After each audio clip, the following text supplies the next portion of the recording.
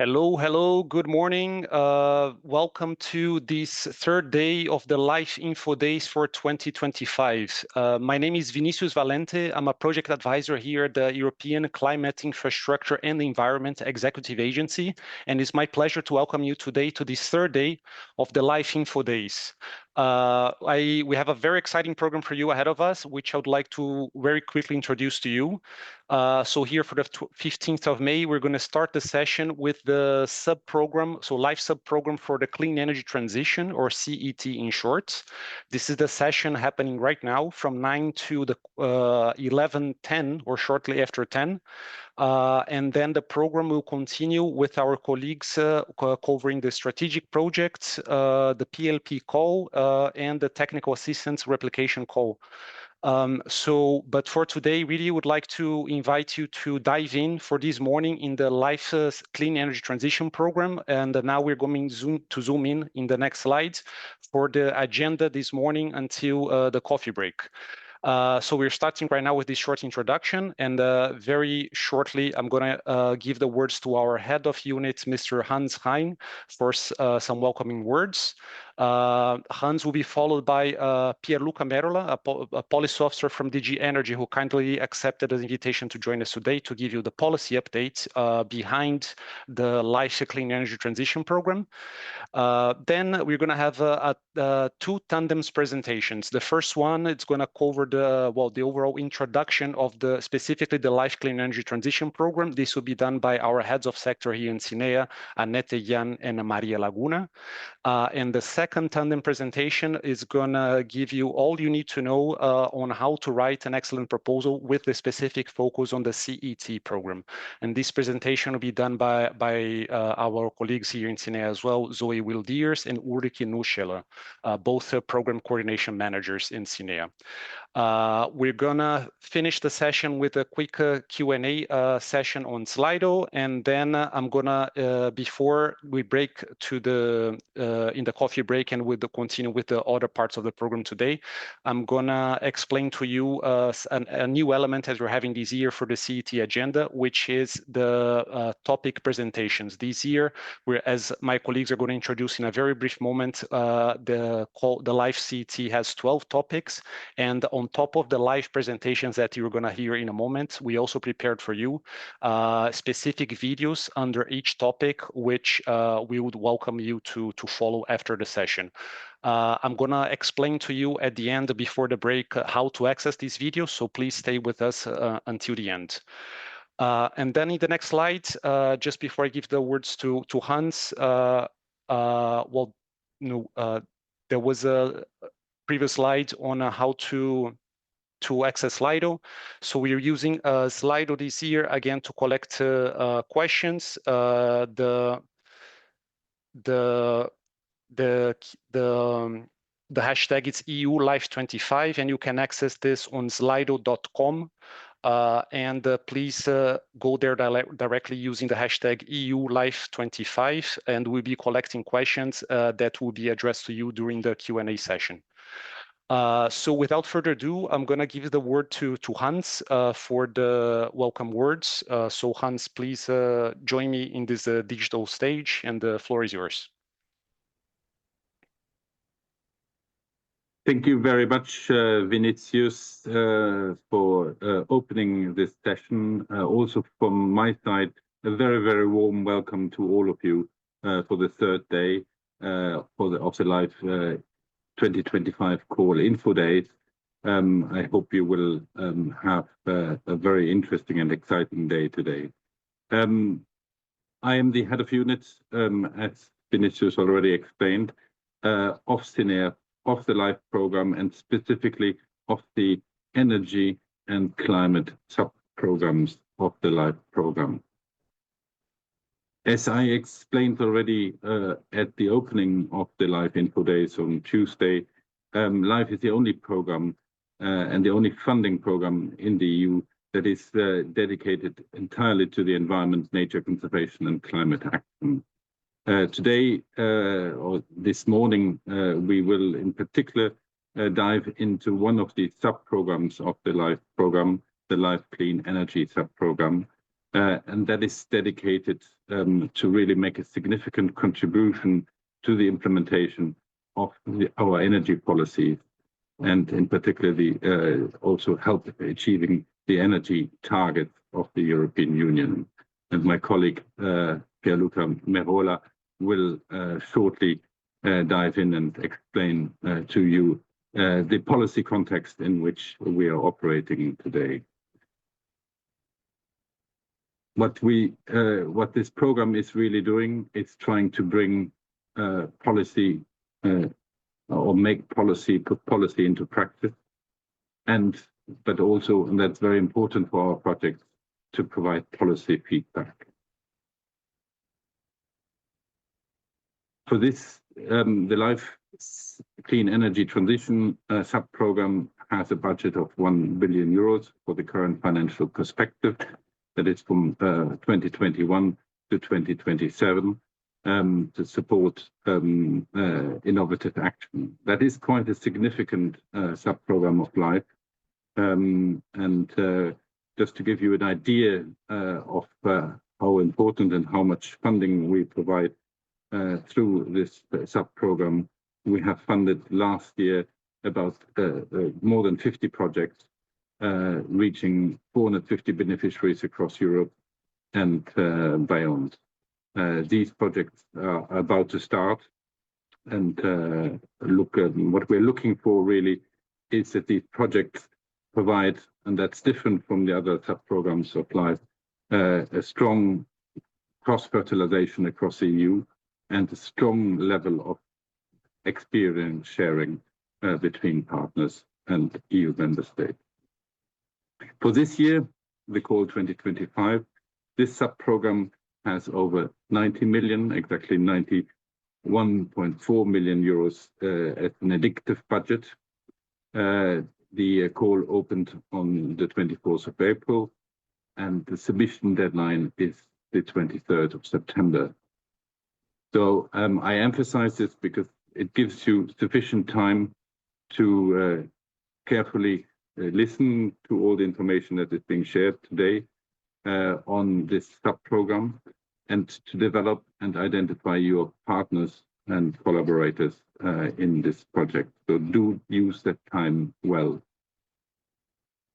As I explained already on Monday, the LIFE SET sub-program will have 12 topics open this year. They are grouped in 5 thematic clusters, and they are all crucial in supporting the energy transition. My colleagues will explain to you in more detail these sub-programs and the objectives of these sub-programs, but you will also, after this session, have detailed videos for each of these topics that you should please do watch in detail.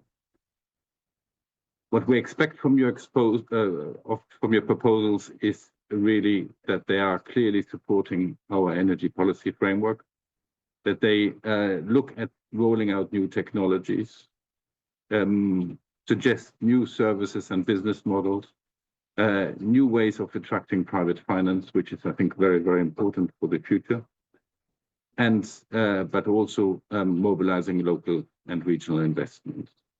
We also support consumers, in particular through energy communities, but also looking at how to address energy poverty. And what we are really looking for is not just good and excellent implementation of projects, but innovative solutions that can be rolled out more broadly.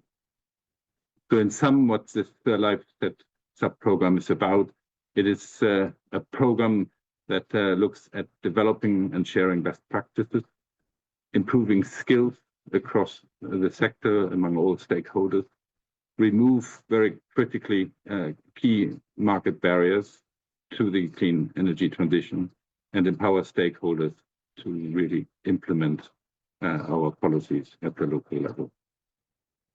So more infos will be shared during the day. I encourage all of you who are interested in this sub-program to submit your applications. We really look forward to receiving a lot of great new ideas for a new generation of clean energy transition projects, and that you all become part of this community. So I hope you have a fruitful event today, and I'll pass back to Vinicius for the next agenda. Thank you. Thanks very much, Hans. Indeed, I can only emphasize what Hans said. We're really looking forward to have your ideas on how to implement the clean energy transition agenda. And in order to do so, we need a dedicated policy update, and then it's my cue to give the word to Pierluca, who kindly agreed to give us this policy update behind the LIFE Clean Energy Transition Program today. So Pierluca, thanks very much for joining us this morning, and I give the floor to you. Thank you very much, Vinicius. Welcome to everybody. I mean, I'm very happy to be here for the fifth. This is the fifth time we have these info days under the LIFE Clean Energy Transition program. I am the policy officer in DGENER in charge of the program, in charge of the LIFE set coordination. And so it's great to thank you for all of you that are joining online to indeed watch these info days. So from my side, I indeed wanted to bring you through a policy update, as we traditionally do, to explain a bit how the policy development and the political priorities of the European Commission influence the call topics that we put forward for application under the calls, as you know very well. And also this is an important here because it's the first call, the call 2025 is the first call under the new European Commission mandate, the mandate 24/29. So let's start indeed. I mean, if we can move to the next slide, I will bring you through a number of updates. I will not go into full details, but I will try to pinpoint here and there why they are relevant for the call topics, for the activity under LIFE set, also to give you some hint on our expectations.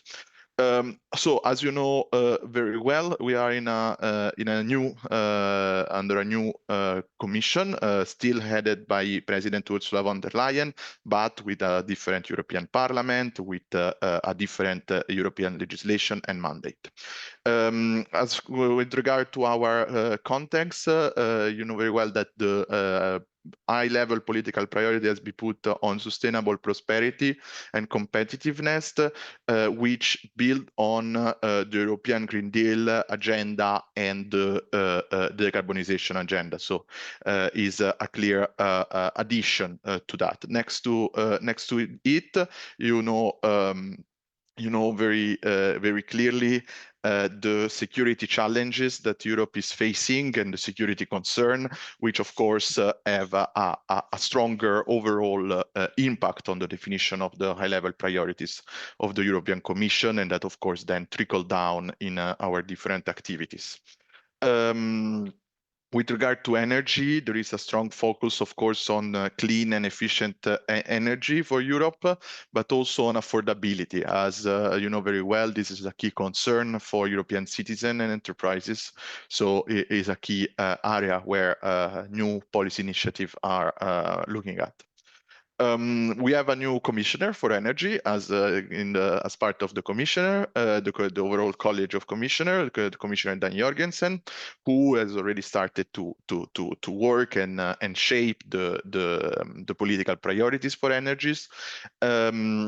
Here to underline that, of course, there will be new initiative, but this new initiative will aim at implementing and complementing the key legislative, the very robust legislative revision that came with the European Green Deal under the previous mandate. You know very well that there was the negotiation of the over the Fit for 55 package that for us in the DGENER means specifically on the Energy Efficiency Directive, on the Energy Performance of Building Directive, and on the Renewable Energy Directive, and the establishment of the key 2030 targets. And these negotiations, of course, are concluded. The final texts are adopted, but the transposition by member state is ongoing in 2025 and 2026. And after that, after the transposition, there will be also the important work on implementation. And on implementation is really where the LifeSet program intervened to support implementation on the ground, to identify efficient solution to support policy implementation, and to act as this cross-fertilizer of ideas across border, involving many different stakeholders, geographical terms, but also across sectors. If we can move to the next slide.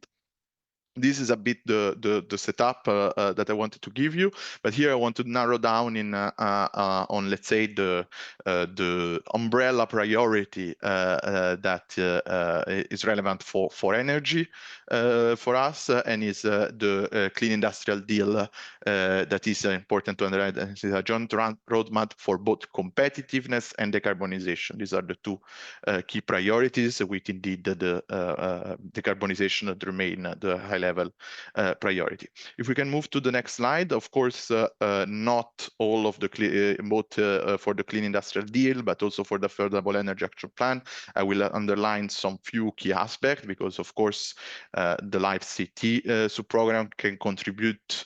Although we are very ambitious with our goal and our reach, we can contribute only to a few elements. We are not able to deliver on each and every priority. To underline a bit the clean industrial deal, this is really look at European industry competitiveness and at industrial decarbonization, and at providing as well to Europe at all, beyond industry, the clean energy technologies and solutions that are needed to be developed, including services, in order to achieve our decarbonization objective. If we can move to the next slide. There are core business driver of the clean industrial deal. Will not go in the full detail, but just to recall that access to affordable energy is the key priority. Follow up by lead market on clean supply and demand of component demand, and of technologies and services. The other focus are very much on financing. Of course, is a key area, on skills, where the LifeCT sub-program works as well, and also with regard to international cooperation and global markets, which are a little bit outside our scope of intervention. If we can move to the next slide. So within the clean industrial deal that was adopted in the end of February, together with it, the Commission put forward a dedicated communication on an action plan for affordable energy. This is really the roadmap for let's say the energy priorities within the clean industrial deal, and is based on 4 pillars and 8 actions. Here, the main, the biggest pillar is, of course, the first one, focusing on lowering energy costs that are both energy prices, but also make more efficient the cost of the energy transition in a certain way. So developing those efficient solutions that make it easier, simpler, more cost effective to deploy energy efficiency and renewable energy improvements. Within that, there are different four actions. I will not go through all of them, but just to recall indeed that energy efficiency and delivering energy saving are a key element here, also to reduce the overall, both contributing to lowering the energy bills, but also reducing the overall cost of the clean energy technologies that we need to deploy. Here, there is also an important aspect, of course, on the engagement with consumer and citizen on the energy system. how they can be more active, how they can be empowered within the energy system. We know about the role of renewable energy community they can play in this framework, and this is also an area we address. There is another important aspect of the affordable energy action plan that is related to let's say the gaps that are identified that will need to be filled in with the new policy initiative, and one of them that is expected in 2026 is the heating and cooling strategy. Heating and cooling somehow, while it's central to the energy transition, fall a bit between policy segment and policy area, and is an area where there will be indeed additional initiative, including on the topic of waste heat and waste heat recovery for heating a purpose, also the circularity and, let's say, exploiting the synergies between industrial production, industrial site, heat loss, and clean heating and district heating. I will now move to the next slide, and also mindful of the time, to let you know here I wanted to focus mostly on the pillar 1 of this of the Affordable Energy Action Plan, to recall indeed some element that I already mentioned, but indeed the focus on energy efficiency market, the need to develop and to leverage the energy efficiency business case. So like the contribution that energy savings in terms of cost savings can have to facilitate investment in energy efficiency and to make it energy efficiency more attractive from both a decarbonization, energy security, and a competitiveness dimension, but also give me the possibility to underline the strong focus, as you know, on the grids, on the modernization of the grids network, which is strictly interrelated with the deployment of on-site renewable and decentralized renewable energy production, but also smart energy system that needs to communicate with the grid in our building, in our enterprises, and on one side there is a need to update the grids, on the other side to increase communication and integration in the energy system. If we can move to the next slide. Here is indeed an anticipation regarding the new initiative that they will come. I told you about the heating and cooling strategy, also of relevance for the Live City LiveSet sub-program is of course also the roadmap on digitalization and artificial intelligence for the energy system. As said, there are many opportunities and potential here in how to leverage smart energy services, how to leverage digitalization. This is an area that that we have addressed in the past. It's not specifically, is across, let's say, different calls, right, in the call 2025, but is also important for the future.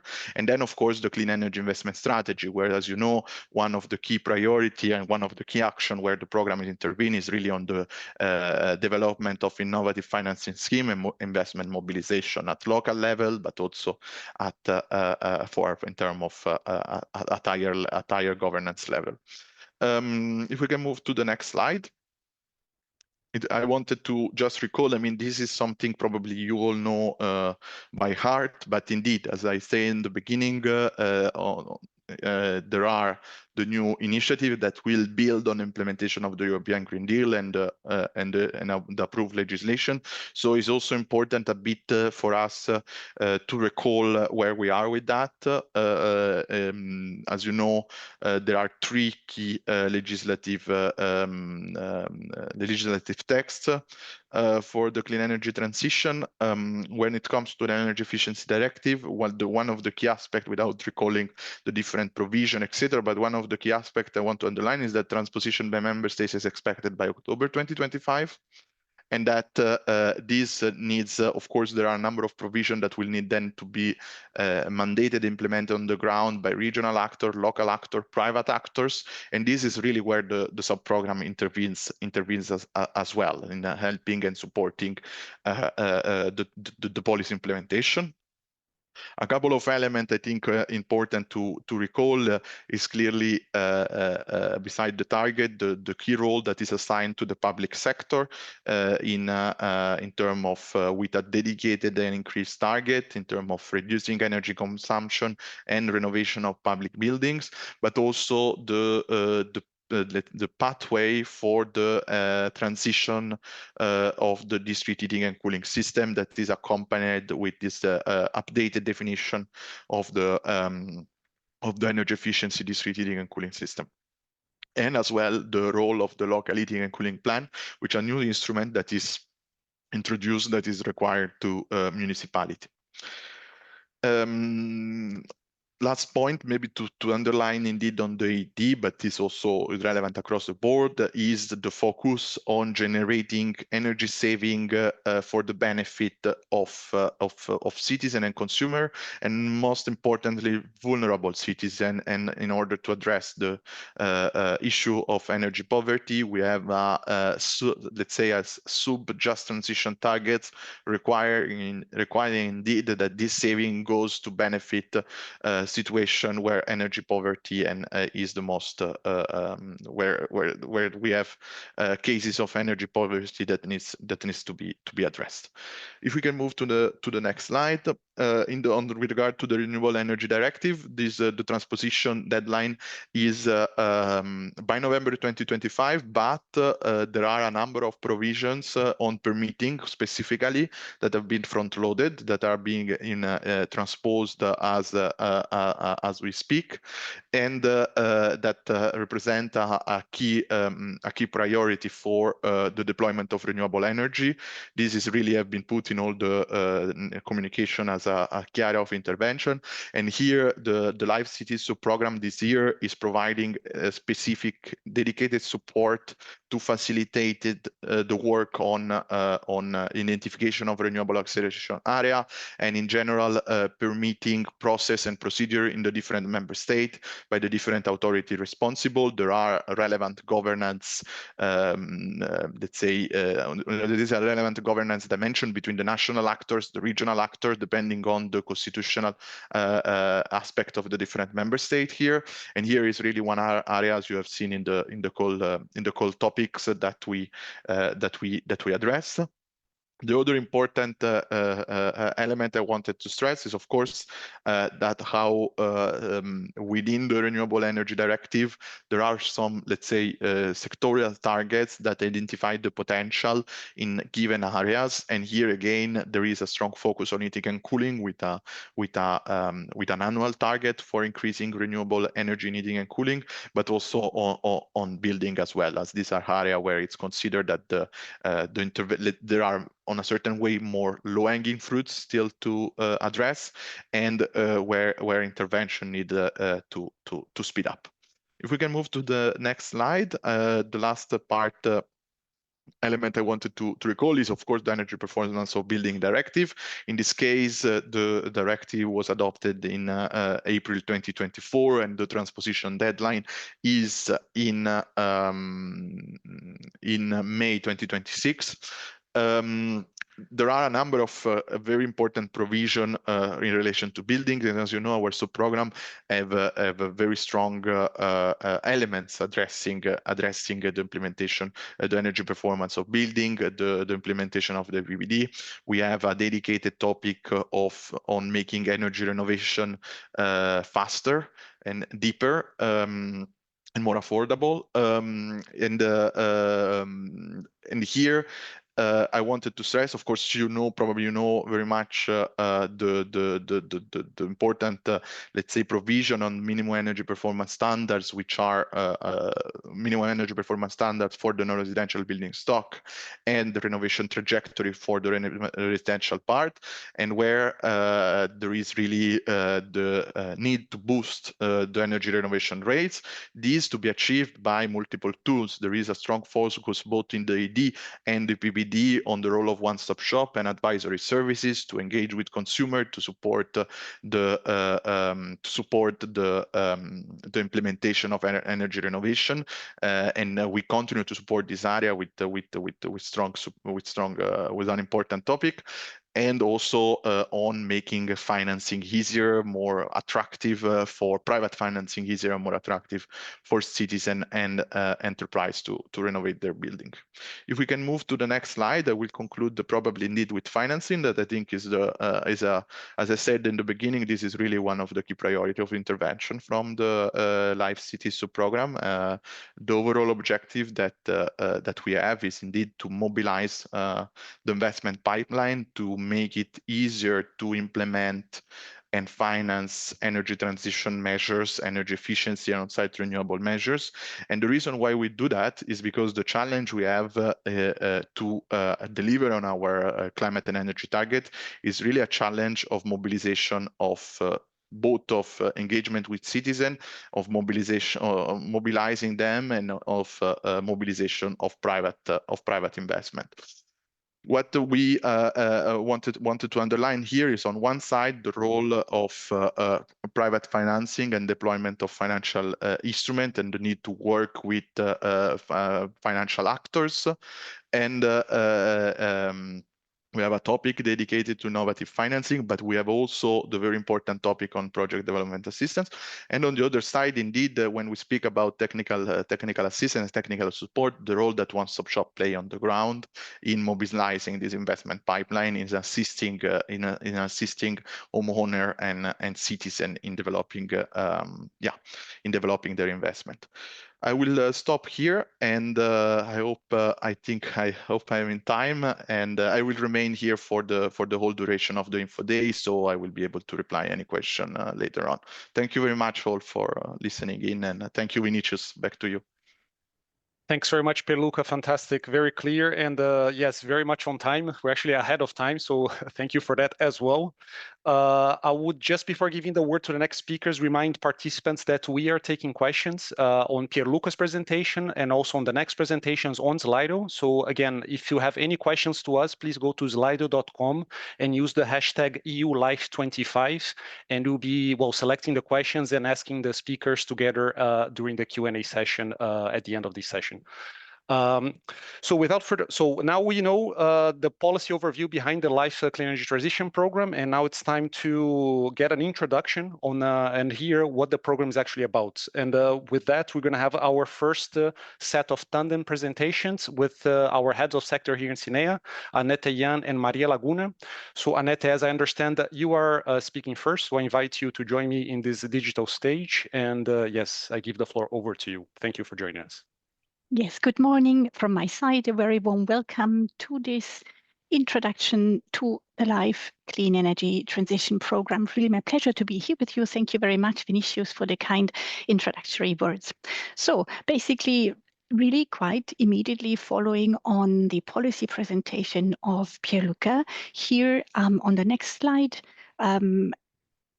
this is basically really a photography in a nutshell on the merit and the mission of the Life Clean Energy Transition Program. It's really DG Energy's key funding program to facilitate the market demand for energy, the clean energy transition technologies, clean energy transition services. The mission statement is that it really aims at breaking market, helping breaking market barriers, regulatory barriers, governance barriers that still today hamper the transition to sustainable energy, and in that, responding immediately and with forceful support to the policy priorities which were just outlined earlier.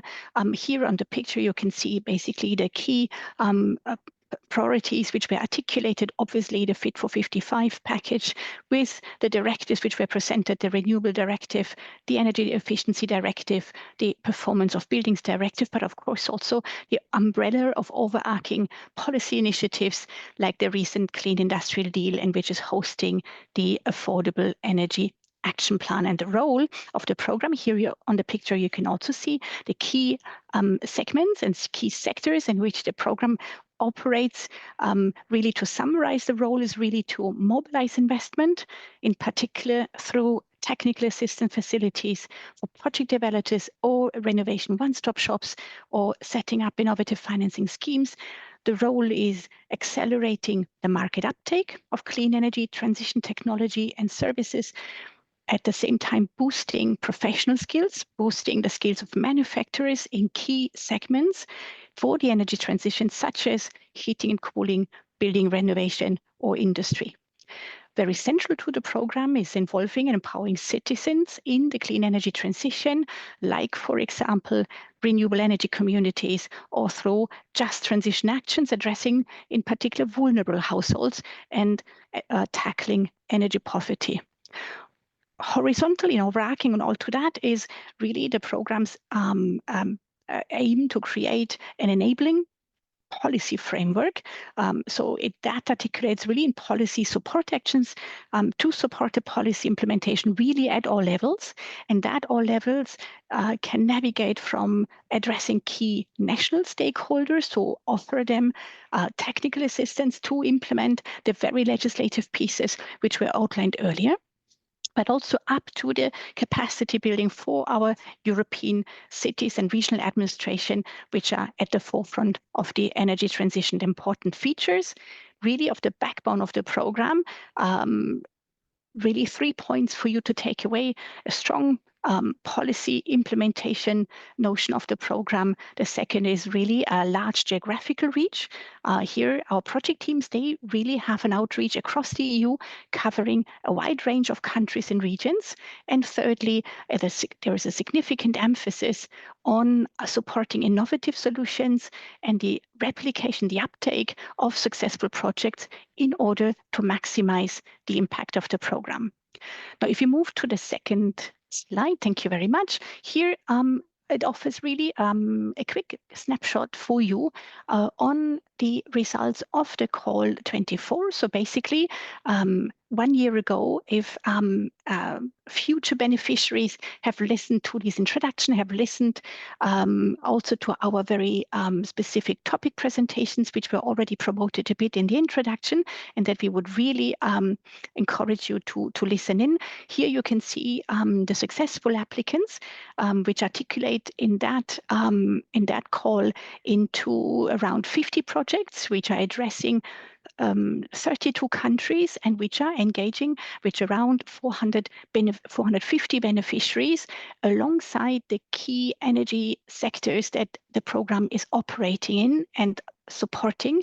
And here really you can see the weight of the different areas and which are showing you the way that the program responds really to the policy priorities which were outlined, but which are also the policy priorities which we know are very much close to the agendas of our stakeholders which are engaging in the program. Now, moving to the next slide. Here you can see the clean energy transition intervention areas. For those of you who are avid readers of the multi-annual work program, really this is the umbrella intervention areas which are set for multiple years, in this case for 3 years, and which basically give the direction for the funding areas in which the program Life Clean Energy Transition can be active in over time and evolving with a lot of agility from year to year through our call to the latest policy agenda and the latest articulation of needs from our stakeholders. Here you can see the 5 intervention areas that this document or this work program is articulated in. For today, we have clustered those intervention areas into 6 meaningful groups in which really show you the 12 funding topics, which were already mentioned, the 12 funding topics which offer the clean energy transition opportunities for you for this year. So moving to the next slide. Here we really see the first group of those 12 funding topics, and we will talk you through in a very short helicopter view, if you like, through those funding topics. And as we said, for each of those, you will have a dedicated presentation by our colleagues that you can access from this afternoon. But this presentation here gives you hopefully a very useful and efficient, comprehensive overview of the different funding topics, which allows you to navigate depending on your needs. If we start here on the left side of the picture, we'll be starting with the first group of funding topics on building a national, regional and local policy framework supporting the clean energy transition. Here really that's what I mentioned on the promoting an enabling framework for policy support at all levels. The first funding topic goes right on the level of our cities and regional administrations in Europe, boosting their capacity for the energy transition. It's a topic dedicated to municipalities and regions to support really directly their efforts in delivering and implementing their clean energy transition plans and strategies. This year in this call 25, we have two scopes open. The first one will be the implementation of integrated decarbonization plans for policymakers and public officers to develop specific skills, approaches, and know-how to decide and deliver. And here really the deliver is the important part, energy measures on the ground. The activities include, for instance, setting up of relevant structures, establishing peer-to-peer approaches, delivering in-depth capacity building programs, and addressing public and private funding streams for moving energy measures into real operations, but also improving regulatory frameworks and which allow to deploy clean energy transition technologies. The second scope, which is open today, turns to the urgent need and the urgent pressure to step up local heating and cooling plans in the decarbonization agendas. Here, really, there is support offered to develop methodologies, templates, blueprints, and strategies for the preparation of those plans in order to enable cities, but also regional authorities to be prepared on their local heating cooling plans. Activities can include, for example, really building skills, facilitating access to relevant data, developing comprehensive outlooks on energy demand and supply, so mapping exercises, but also finding their concrete avenues to foster the phase out and really move to the phase out of fossil gas, fossil fuels, and notably engaging the market participants across the value chain, including different distribution system operators. We are also looking at bundling joint efforts of municipalities in order to really maximize the resources and support really technical assistance and peer approaches in order to allow shortcuts on fast tracking of these approaches. The second funding topic on that group towards an effective implementation of key legislation in the field of sustainable energy, that really covers the work for mainly competent national authorities, which are responsible for the implementation of the main pieces of legislation. Here in this call 25, the focus will be really on the Renewable Energy Directive. It was mentioned in the previous presentation, the higher attention on permitting, granting procedures and renewable acceleration areas. That is the first scope under this work of this year, really supporting competent national authorities to speed up and streamline permitting procedures or developing plans to designate renewable acceleration areas. Collaboration between implementing bodies within a member state or across member states, that's really at the core of this work, including, for example, setting up an EU practitioners community which exchanges exactly on those challenging aspects. The second scope under this policy topic is to support national authorities on specific Article 18, this time, of the Renewable Energy Directive, on the information and training of installers and designers of selected renewable energy technologies, really trying to support on a critical gap of ensuring sufficient number of trained and qualified installers and designers of renewable heating and cooling systems, which are the absolute base in order to move that agenda ahead, which can be in buildings, it can be in industry, in agriculture, can be installers of PV systems, and so on. Now, here, that includes also support for assessing gaps between available and necessary number of trained and qualified installers, including collaboration between member states on mutual recognition of their certification schemes in order to increase potentially cross-border mobility of workers. What it does not include, I was charged to say really very clearly, is actual training and upskilling activities. This is structural policy work. Moving to the next second group in the middle picture, sorry, I will stay on the same slide. Could we go back? And I move orally to the, and visually I'll take you to the middle part of the picture on mobilizing investment at local and regional level. Here we have primarily we have two central funding topics open this year. The first one, the important response through one-stop shops as an important solution to respond to the urgent need of modernizing the European building stock. We are giving support for the setting up of one-stop shops, which are designed to remove barriers to building renovation through integrated services, reduce complexity, simplify decision-making, and stimulate demand. They address challenging segments such as private homes or condominiums or large rental units. All of them have in common that renovators are facing multiple single decisions and needing to coordinate multiple single decision makers. And many of the owners really do lack the skills and capacity to set up and finance complex and ambitious renovation projects on their own. And this is where the one-stop shop solution has been proved to be one of the most really effective and forceful solutions.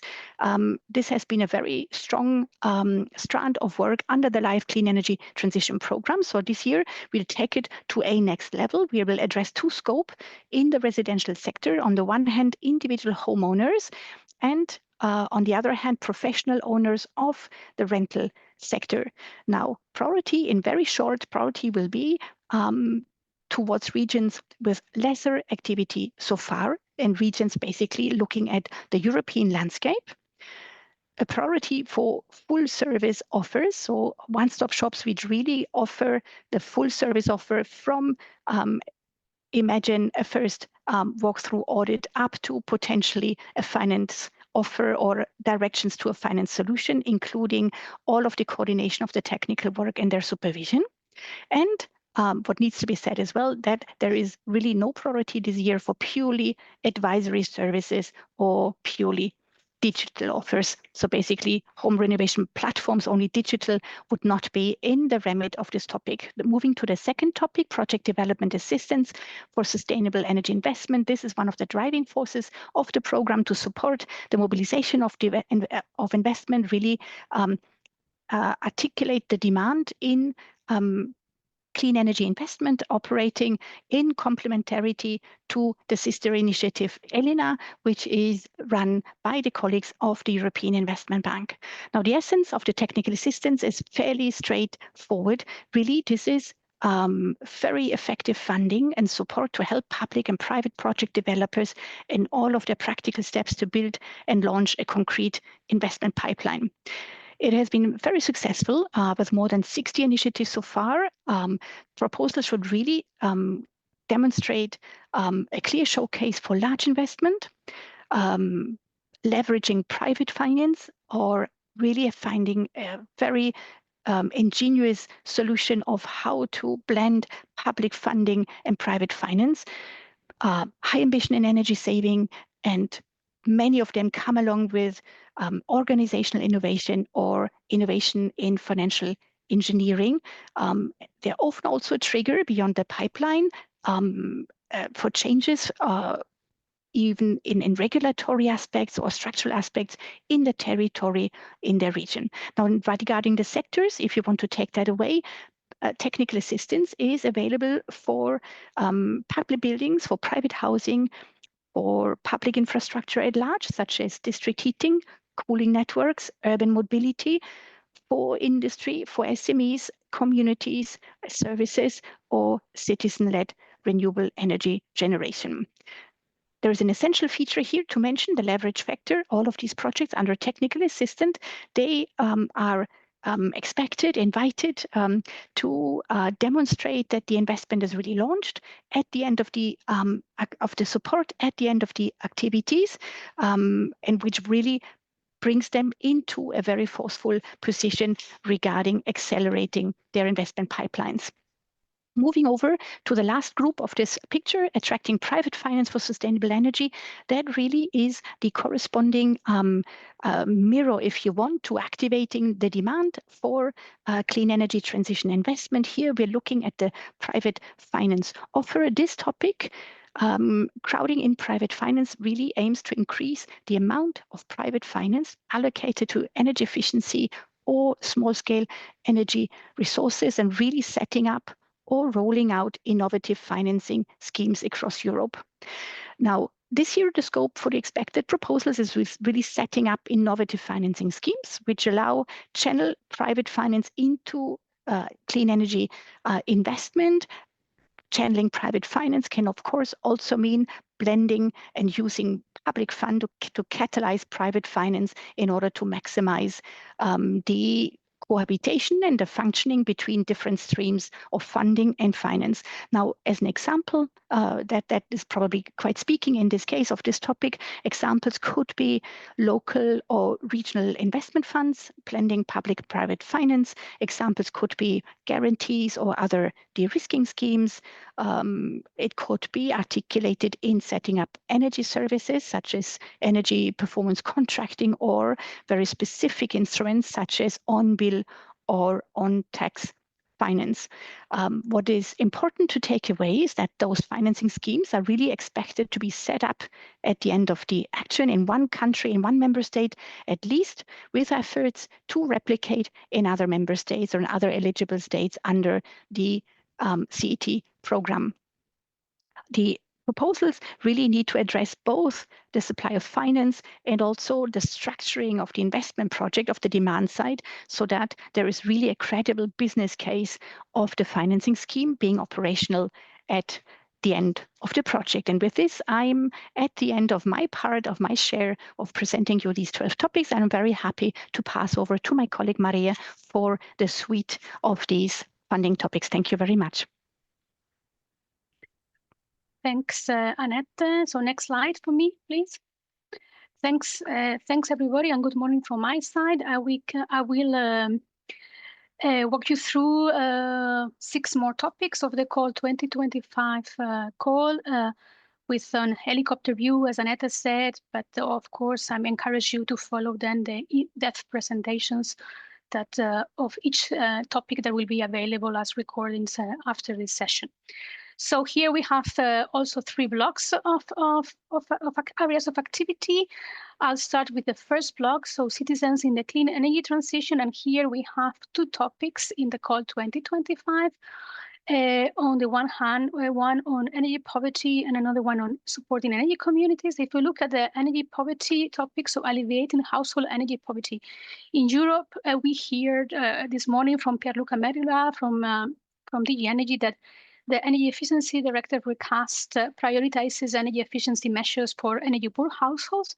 And in this context, we have the topic for 2025 looking into 2 different scopes. The first scope is looking into the policy and coordination support to public authorities and stakeholders in setting up cross-sectorial coordination structures to tackle energy poverty, for example, setting up of energy poverty observatories in countries that where they do not exist, but also supporting public authorities in the effective implementation of the energy poverty provisions under ED, so an EPBD, to allow them to have a coherent planning and design and improvement of their national strategies on alleviating energy poverty. So scope really on policy support.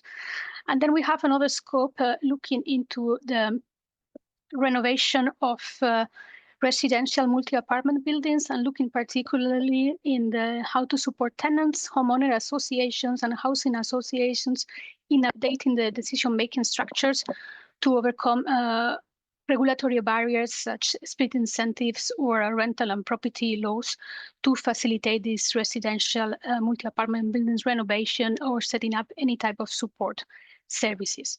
Under this energy topic, we are also encouraging proposals that address alleviating summer energy poverty, or they focus in areas, geographical areas where there is less developed activities and strategies on energy poverty. If we look at the second topic under this block, so the support services for energy communities, this was also mentioned by Pierluca, is a key element of the Renewable Energy Directive, and energy communities have been recognized as a key pledges for the EU energy systems and with their potential role to play to address and to achieve the climate and energy targets for 2030 and 2050. At the local and regional level, we are seeing many municipal and regional actors that have started or are interested in supporting the emergence and the growth of energy communities, and they are putting together different types of support services. In the past calls, we have put the focus in developing these local support services that support energy communities' establishment or the growth or expansion of existing ones. And this will continue this year, but with some novelties. So I encourage potential beneficiaries to look carefully into these novelties and in the call topic. So basically, the topic will support services provided by local and regional governments, energy agencies, or other type of relevant actors, but encourages also proposals from umbrella energy community organizations, federations, associations of energy cooperatives of communities that could propose the involvement of mutualizing or sharing of these services to make the services more efficient. The services need to include, and it's important, direct support with personal advice through the different phases of project development. So through the business model, definition, access to finance, legal support, energy commercialization, or assistance at the operational phase of the projects. And it's important to remark that just providing generic support or focusing on online platforms, but without direct human interaction is not on the scope and not relevant for this topic. And here as well, priority, or we are encouraging proposals to look into geographical areas where community energy is less developed, or in sectors where community energy is also less developed, like heating and cooling, renovation, or commercialization and flexibility services. So that's for the first block. For the second block under this slide, we have another area of work, decarbonization of buildings and heating and cooling, with two topics also for the call 2025. The first one, looking into buildings. So the topic is called Making Buildings Renovation Faster, Deeper, Affordable, Smarter, Service and Data-Driven. So basically here we have a building-centric topic aiming to help the implementation of the building policies, and in particular, the revised energy performance of building directive. And under this building topic, we have two scopes. On the one hand, one scope looking into how to foster energy renovation and competitiveness. So basically aiming at deploying replication strategies and business models for renovation, looking into how to aggregate demand and facilitate high quality renovations, for example, with performance guarantees, and support companies also in the construction sector, how to move towards a more industrialized and digitalized practices that will make them more competitive. The other scope under this topic is looking into building instruments, data, and services. So how to improve the availability, the quality, and the accuracy of building data, so that we can enhance the reliability and the consistency of some key policy instruments under the EPBD, such as the energy performance certificates, the renovation passports, or the smart readiness indicator. So in a nutshell, to promote the use of better data to make energy services and financial models of services more robust. That's for the first topic under this block, so the building topic. For the second topic, we are looking into district heating and cooling. As Pierluca also mentions, there are some novelties on district heating and cooling, heating and cooling support under the EED and the Renewables Directive, both. And here we have a topic specifically looking into district heating and cooling. And basically the idea is to provide support to district heating operators of existing district heating networks to prepare investment plans with a 10-year frame so that they can fulfill the criteria of efficiency district heating and cooling as defined under the EED for their existing district heating networks. This is for existing district heating networks, but under this topic, we also have support for new district heating, working with municipalities and relevant stakeholders, also to give them support so that they can have investment plans for new district heating networks that are fully based on renewable and waste heat. So basically, in a nutshell, is to prepare the ground for a growing share of renewables and waste heat in district heating, assessing the investment needed, and also looking into the affordability and economic accessibility for the residents and the businesses that will be supported by these district heating networks. For the next block under this slide, so we are looking into the skills and the industry, two areas that were clearly underlined as Pierluca as part of the new Clean Industrial Deal. On the one hand, on the first topic on skills, it's a topic under the Build Up Skills initiative that some of you might already know. So it's an initiative that was launched in 2021 with the idea to support innovative approaches for upskilling and reskilling building professionals across Europe. Under this initiative, we have supported in previous calls under LIFE the development of national skill roadmaps and national platforms gathering key stakeholders for this agenda. And so far, we have 15 member states that have updated the national skill roadmap and have set up a national skill platform.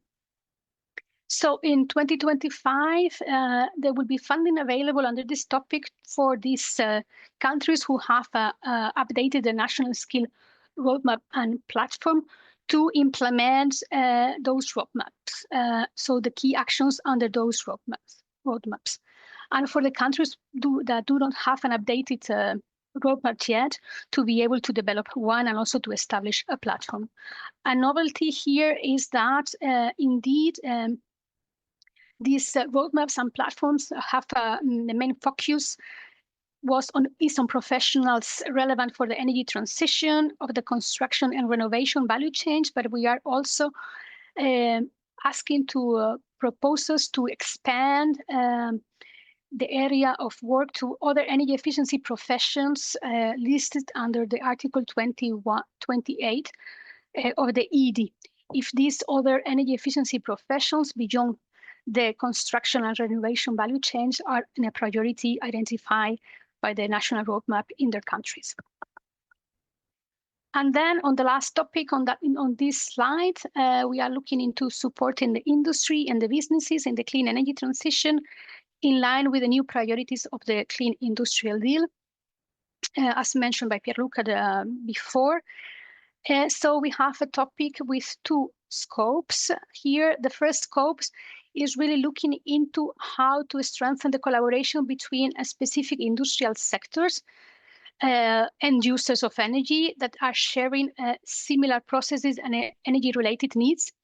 And on the one hand, and on the other hand, European producers of manufacturers of clean energy technologies that can address their energy needs. So basically, in a nutshell, we are looking into proposals that can establish collaborations between the industrial end users, the ones who need the energy, and the energy European producers and manufacturers of technologies, so that through business models or governance structures, through new collaborations, they can identify and design new clean energy solutions.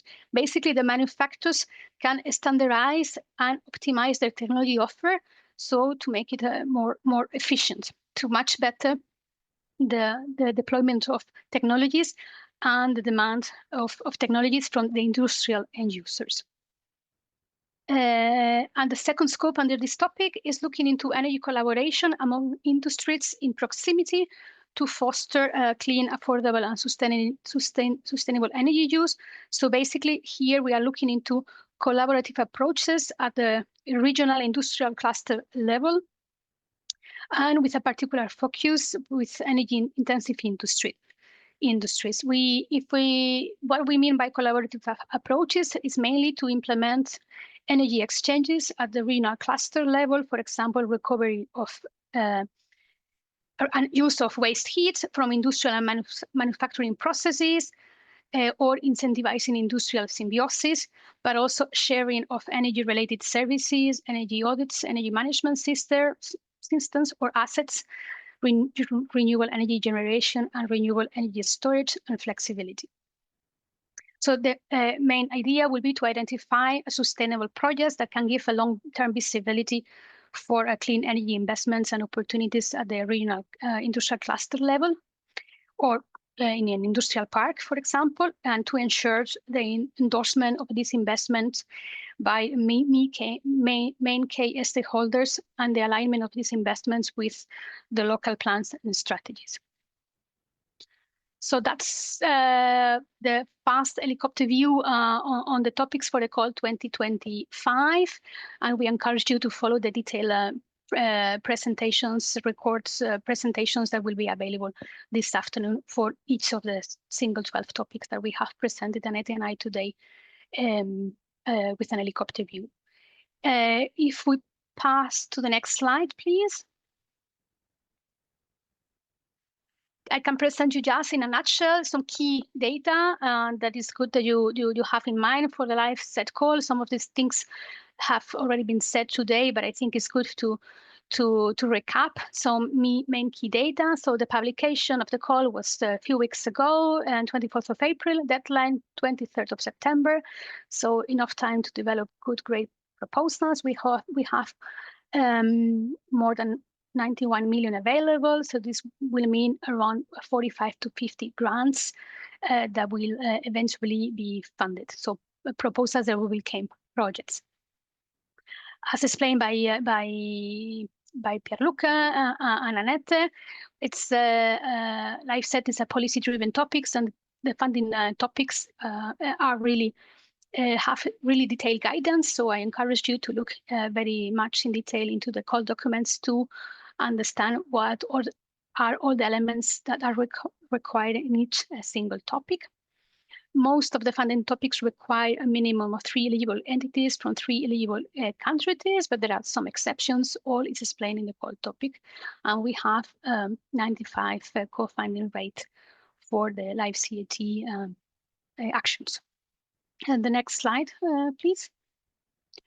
Yes, so here, I mean, you will have access to the presentations on the website. So just a few slides to guide you through where you can find resources. So we have 3 days of live EU Info Day, where the different live sub-programs have been presented. And today we are on the last day, this morning, presenting LifeSet.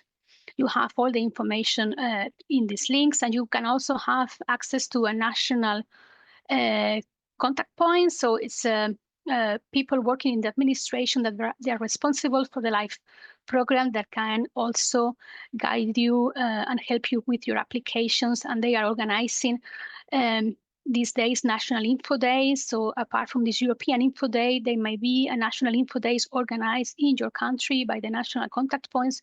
So I encourage you to look into who is a national contact point in your country and reach to them to see if a national info day is organized in your country. Next slide, please. Yes, also, I would like also to remind you that in a month's time, we have the European Sustainable Energy Week, which is the main event in Europe devoted to the clean energy transition, with 3 days of policy sessions here in Brussels, but also online, where also many LifeSet projects that are addressing the different areas of work that we have presented you here today. They are presenting their results and also encouraging the dialogue with policy stakeholders in Brussels. So I encourage you to look at the agenda and register for USEF this year. And next slide, please. We are. I will also like to make a point for you. So if you are not submitting a proposal, we are also looking for experts that can help us to evaluate our proposals. So all the proposals that you are submitting are evaluated by independent experts across Europe, with different expertise and nationalities, and we are looking carefully into this. So we are always welcome new expertise and new experts in our database. Of course, we look carefully that you have to give an independent input. It's a confidential process, and there is no conflict of interest. So if you are involved in preparing a proposal, you will not be able to participate in the evaluation as an expert. But of course, if you are not, you could be chosen. So please have a look at our call for experts and register in the database if you think you can be of help for evaluating the clean energy transition proposals. And next. Yeah, here just some final slides on things that we have already said. So there is a list of national contact points that can help you at the national level. Please don't hesitate to get in contact with them. There is also the functional mailbox for the clean energy transition in CINEA. And if you want to stay informed, please register to the Clean Energy newsletter, because you will have all the novelties on the program in this newsletter that it's released every 2 months. And I think that's all from my side. Maybe there is a final slide just to say thank you. Yeah, well, no, another slide on social media. So again, yes, we are also present in social media. So don't hesitate also to engage with us. And that's all from my side, I think. Thanks a lot. And I pass the floor to Vinicius to keep with the agenda. Thanks a lot. Thank you very much, both to you, Maria and Annette, for this very timely helicopter view of the topics. You did a great job in not only keeping the time, but providing all the details required for the participants to know. I would just emphasize what was introduced by both Maria and Annette. Although they introduced the 12 topics we have open for the call CET call this year. Of course, we heavily encourage you to check the detailed documentations for the specificities behind each of the topics, and also to stay tuned with us until the end of these sessions, where we're going to present to you how to access the dedicated videos presenting each of the 12 topics open this year. So please stay with us until the end. And yeah, so we continue with our program. Although I'm sure the participants will have excellent ideas for projects, of course, they have to transform this excellent idea into an excellent proposal to be submitted to our call, and then eventually, hopefully, positively evaluated and eventually financed. And that's my hook to introduce the next presentation. So we have another tandem presentation done by Zoe and Ulrike, and they will give you tips on how to write an excellent proposal for the clean energy transition program. So Zoe, I see you're already on the stage. So thank you for joining us this morning, and I give the floor over to you first. Thank you very much, Vinicius. So welcome and good morning to all. So indeed, as Vinicius said, we'll try to give you some tips on how to submit an excellent proposal. And in order to do so, let's first start by having a look at the evaluation process, because it's quite important to know what happens to your proposal once it has been submitted. So if we go further on the slides, you can see the entire process on the next slide. So as has been said before, the call is now open and it will close on the 23rd of September. We can call that moment month 0. So what's going to happen from that moment onwards? Your proposal will be checked for admissibility and eligibility. Only the proposals that are considered admissible and eligible will be sent to external independent experts for evaluation. So they will first assess it individually, and then they will come together and come to a consensus. They will go through all the award criteria, the sub-criteria, and they will provide what we call an evaluation summary report, which will be sent to the applicant maximum 5 months after the submission date, the call deadline. So if you calculate, we'll already be in the month of February 2026 by then. And after that, the very best proposals for which there's sufficient budget, so the ones that were ranked highest in the various rankings, they will be invited for grant agreement preparation. And that grant agreement preparation should be finalized maximum by month 9 following the deadline, so in June 2026. So this gives you an idea of when the successful actions can start. So they generally will start around June 2026 or even likelier in autumn of next year. So bear this in mind when you submit your proposal, that the action will not start the day after the submission, basically. Where to look for all the information in case you want to submit a proposal. So on the next slide, you will see a print screen of the funding and tender portal. This is where you will find all the information and all the necessary links. So if you go there, you can search by typing live 2025 CET. You will see the 12 topics that are currently open under live CET that are open there and explained in further detail. So if you click on one of these topics, you can see on the next slide the details you can see. You can see the topic description for each of these 12 topics, presenting the objectives, the scope, and the impact we are looking for each of these 12 topics.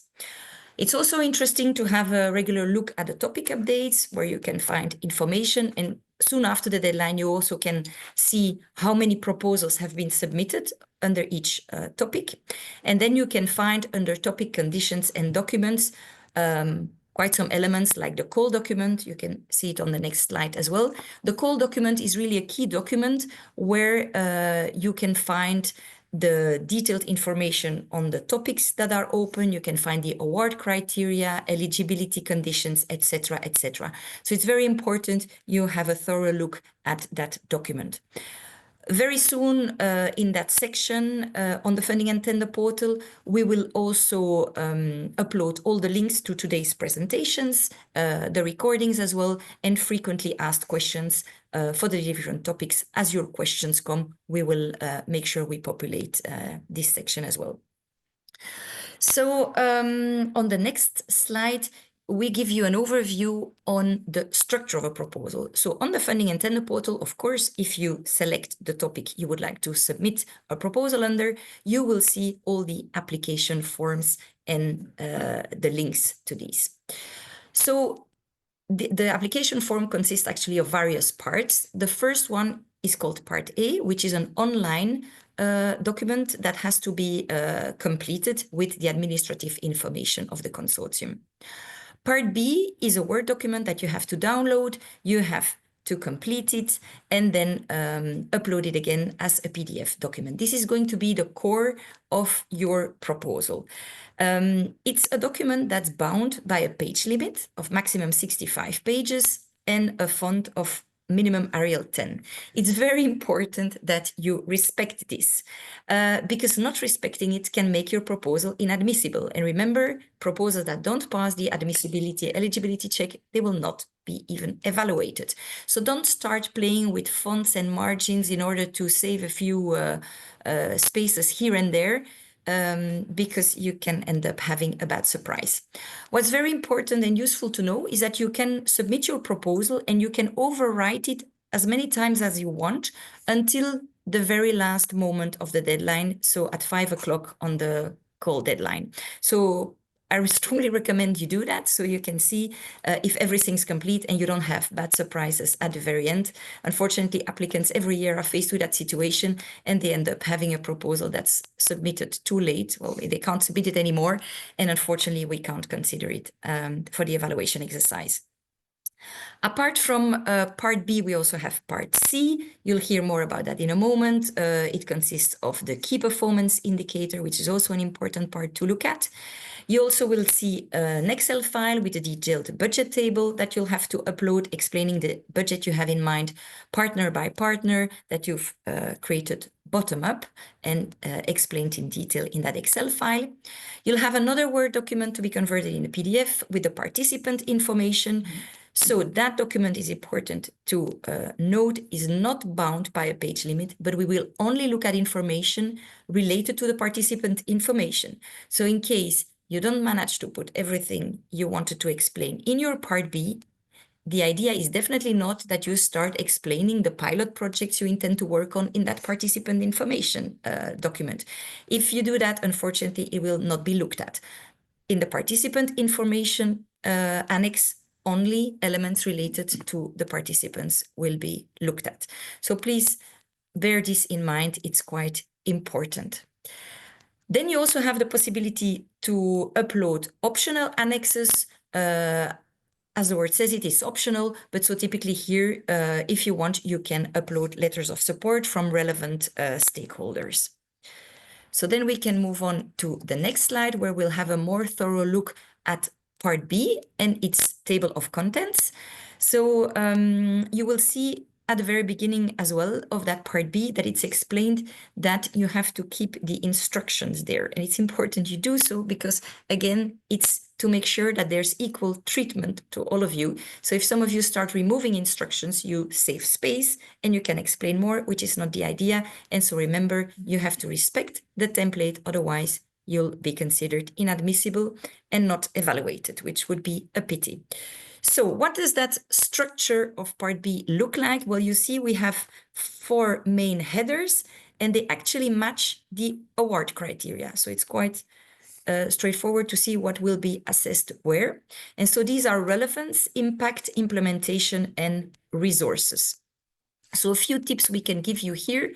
Under relevance, it's important that you show, of course, how well you match the topic that is open under the 2025 call. As mentioned, you have 65 pages, so don't spend 10, 12 pages explaining the policy context and the Green Deal.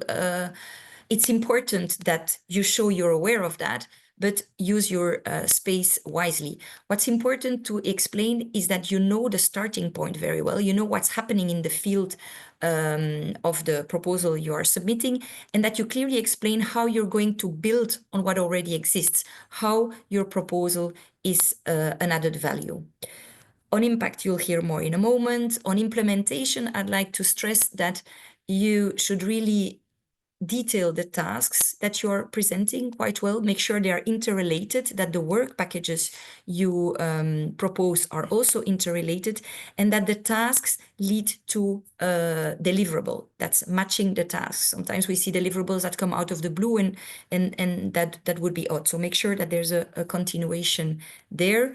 Resources, there you'll explain the consortium, of course. I'll continue with a few lessons learned on the next slides. So we really want to insist on the fact that you should focus. You will see in the topic priorities that sometimes for a topic there are various scopes that are open, and whenever it's explained that you should focus on one of the scope, please do so, and don't try to put a few elements of one scope, a few elements of the others in the hope of having a higher score. It's important that you don't address too many elements, but that you remain focused. Please make sure that concept and methodology are clearly explained. So the concept is what your proposal intends to do, and the methodology on how you would like to do that. Make sure as well that there's a clear alignment between the objectives of your action and with the requirements, of course, that are explained in the topic. And it's also important that the activities credibly lead to the achievements, the impacts you hope to reach. We can move to the next slide, where we also insist on the fact that you should not be redundant all over your document. So make sure that you stick to the point and that your descriptions are well made. It's important to show that you have good stakeholder engagement. So you can do this through in different ways. Stakeholders can be included in the consortium, for example, or if you want to show that you have a very broad stakeholder engagement and you can't have everybody in your consortium, of course, you can ask stakeholders to submit letters of support and in which they clearly explain what they intend to do, what their role will be if the action is positively evaluated.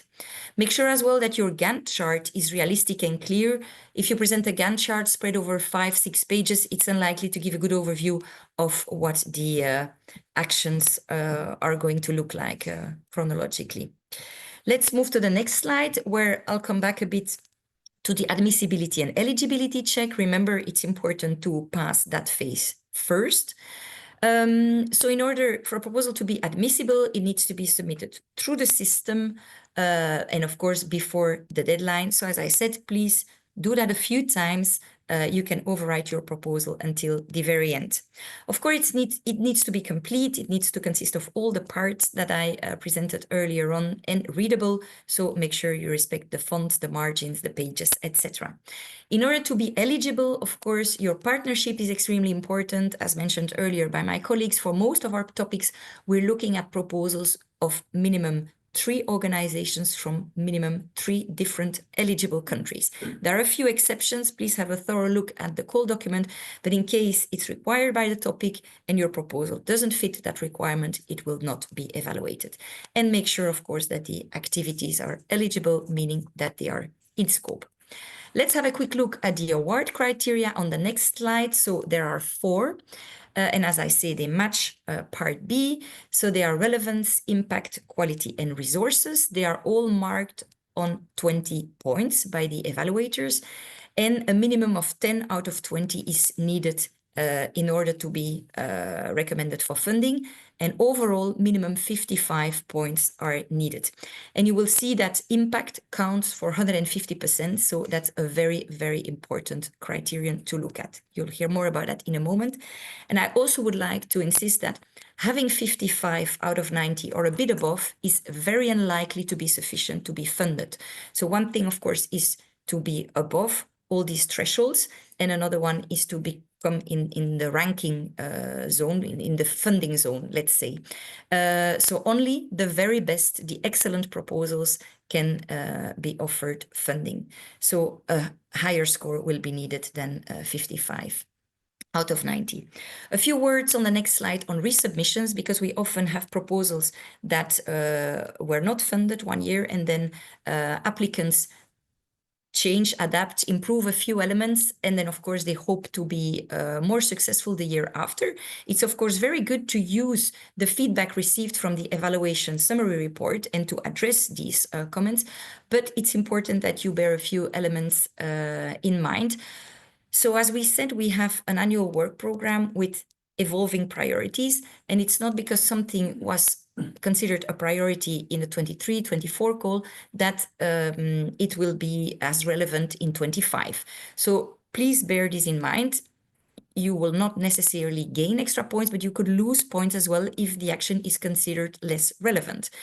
Of course, the state of the art is evolving as well. So if something would have been quite innovative a few years ago, it may not be so much anymore now. And remember as well that competition is increasing, so it can be that a proposal still will not be funded, even if slightly improved. So just bear this in mind.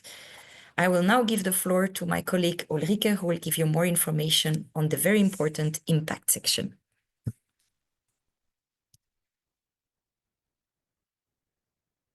Okay, and I think that was a clean Zoe Uli transition. So,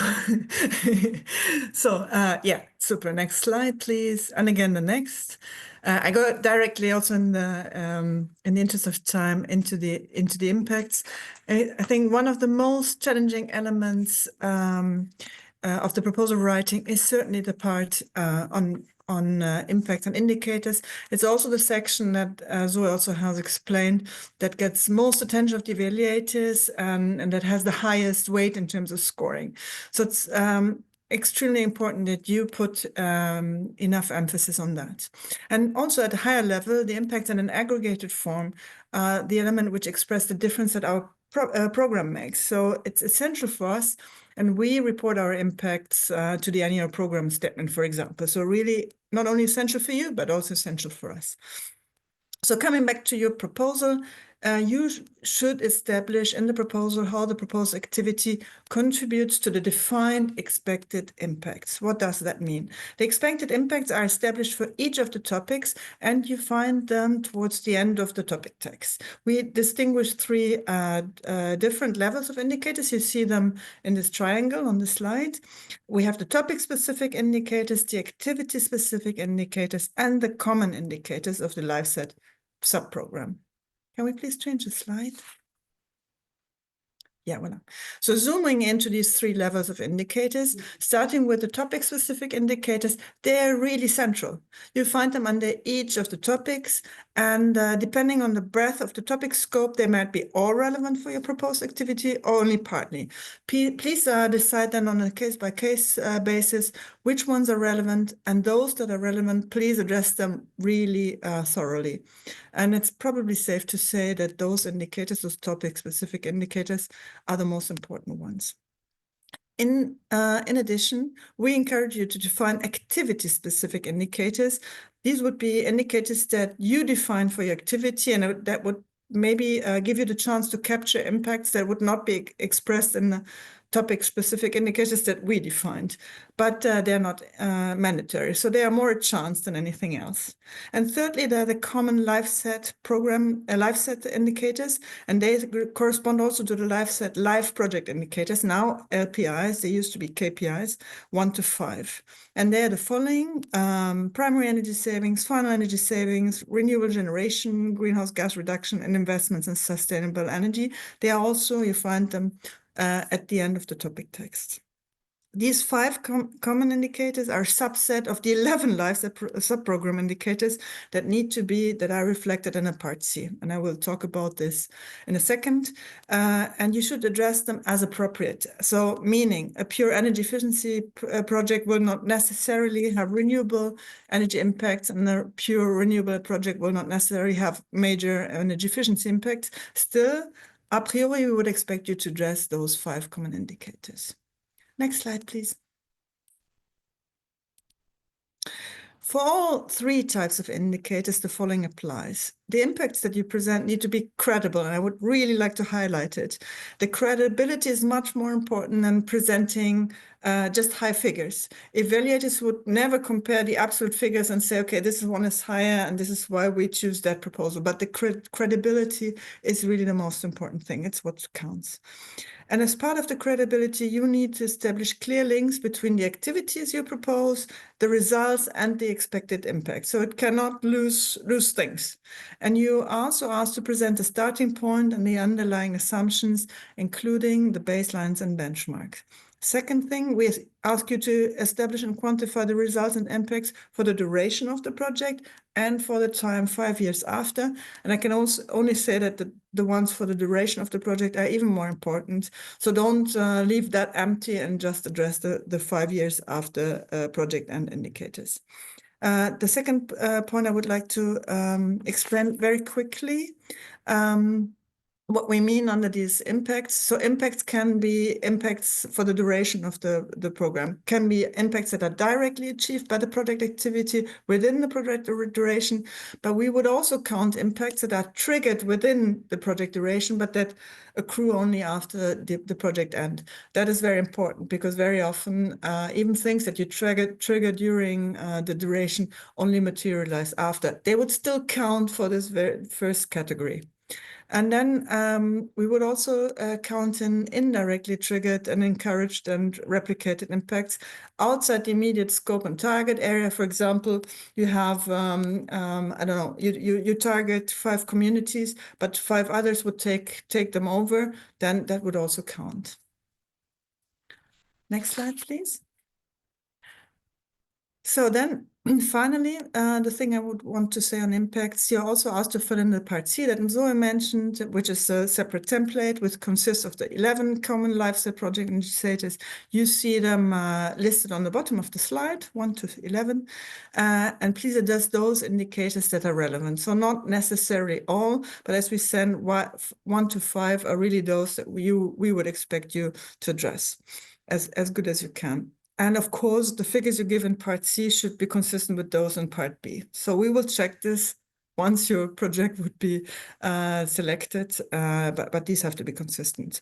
And later, if your proposal is selected, you will be also asked to report and refine those indicators in the so-called LPI or KPI tool, but this is really for later. This is what I want to say on impacts. And now a couple of tips, and I really need to rush on through them. Next slide, please. So we give you a couple of tips, 7 tips. Part of those you have already heard. First slide. Well, that's the first step, and that's a very easy message. Don't wait, start immediately, not only because it takes time to develop a good project idea, maybe you have it already, and translate it into a suitable set of action, but also for most of the topics, you will need to engage quite a variety of organizations with different roles and contribution, and that simply takes time. Next slide, please. The second tip looks also like a very easy and straightforward one. Read the relevant information. But although it sounds obvious, and Zoe has also talked about it, we often receive ineligible proposals or proposals that are not fully in scope. So please read carefully the topic text and the core documents. In particular, do read the eligibility criteria, but also all the other indications inside the topic text. Do consult the frequently asked questions that are being published on the website. Have a look at the manuals and make sure that you really use the latest version of the application templates because they might change. Next slide. Third tip. Once you have a striking project idea that fits into a core topic, define a starting point, explore the context, as I had said, that look at the policy market, technological situation, but then define what is the delta, what is the difference that your project will make. Translate this project idea and the objectives into operational steps, so into concrete activities and tasks, and define then the results. Think about what kinds you would need to have. Define, this is super important, define your target groups and think of how you could involve them. This is really a key to success. Establish your impacts just in line with what I've said early on. Next slide. Build a good consortium. A project stands and falls with the consortium. And this is also something evaluators know. The partners should be well complementary. Each member of the consortium needs to have a relevant role and needs to bring a relevant expertise or background. To be credible, really the profile of the partners must match the task. You should not artificially involve organizations to just inflate the consortium. The partner should be involved at an early stage so that they can also still feed in at the proposal stage. And what is really important is that your partners and yourself have the capacity to reach out to the right stakeholders. Otherwise, it will be very difficult to achieve the impact that you plan to have. Next slide. Now, first about the project, of the budget, build up your budget bottom up. Look at first the tasks, allocate the resources to each task, look at the partners' roles. And then cross-check whether there's consistency across tasks and across partners. That said, not all partners should just have equal resources because they might have very different tasks, but they should have sufficient resources to fulfill their role. Note that on ELISA, we do not cover infrastructure costs. The motto is brain, not bricks. I mean, that's a different financial story, and I don't have to talk about it, but really no infrastructure costs and equipment costs to super small extent and only exceptionally. Next slide. Sixth step. When you write your proposal, create a thread, so meaning a leitmotif, a red feel. Fine-tune your objectives and make them match your target groups. Think about the methodology. That's also what Zoe explained that you want to apply, meaning really the single steps from the start to the end and the interlinkages between the different tasks and work packages. Think about what you want to disseminate, to whom and how. And please do read the guidance given inside the forms and the template and respect the instructions. Well, Zoe has explained, including page limit. It sounds formal, but it's essential. And the last one, next slide. Please plan enough time to fine-tune and polish your proposal. This includes checking the completeness of the proposal, check the consistency between your activities and budget, and ask an informed outsider for critical reading and feedback, because that outsider might see things that you don't see as somebody who has been involved. And if you have the chance, have a native speaker, check the English. It's always good, always makes things clearer. And I hand back to Zoe. Yes, I'll be very quick here because most of the slides, as you can see on the next slides, have already been presented by the previous speakers. But it's always useful to have the information sources and supports, all the links here, to get in touch with us, to find useful ongoing projects, also information portals. As Maria already said, you can register to the CINEA newsletter. Another good idea, as you'll see on the next slide, and has already been mentioned and will insist, is to get in touch with your national contact point who can help you out, and then you can move to the next slide as well. As Maria already said, in case you don't think you'll submit a proposal under this call, don't hesitate to upload your CV and we could get in touch with you, so you may work as an expert with us. I think that's it for us. You also have all the useful links in there. I really would like to thank you on behalf of Uli as well, and thanks a lot for listening to us. Have a good day. Thank you very much to both of you, Zoe and Ulrike. Indeed, a lot of tips that participants have to keep in mind to submit an excellent proposal. Please don't go too far, because so it was the end of your presentation and of the overall presentations planned for this CET session, but we can now slowly move into the Q&A session. And that's my cue to the technical team to, yes, display a Slido on the screen. We've been collecting your questions during the session, and I'm gonna invite also all speakers to join me on this digital stage, so we can take the questions from participants. If you haven't submitted a question yet, you can send us to, use lido.com and use the hashtag as you see on the screen, and we'll try to take, well, all the questions we can. We have around 20 minutes for the questions, but if by any chance we don't manage to take your questions live right now, don't worry, because you can also have the chance to send us an email, and we will of course be happy to get back to you. So I'll take the questions as I see per order on the screen. So from the top, the first one as I see is there a restriction for the number of CET calls under, I guess they mean CET topics, under which one organization can apply either as a beneficiary or as a coordinator? Do I have the speakers with me? Maybe this is a question to you, Zoe?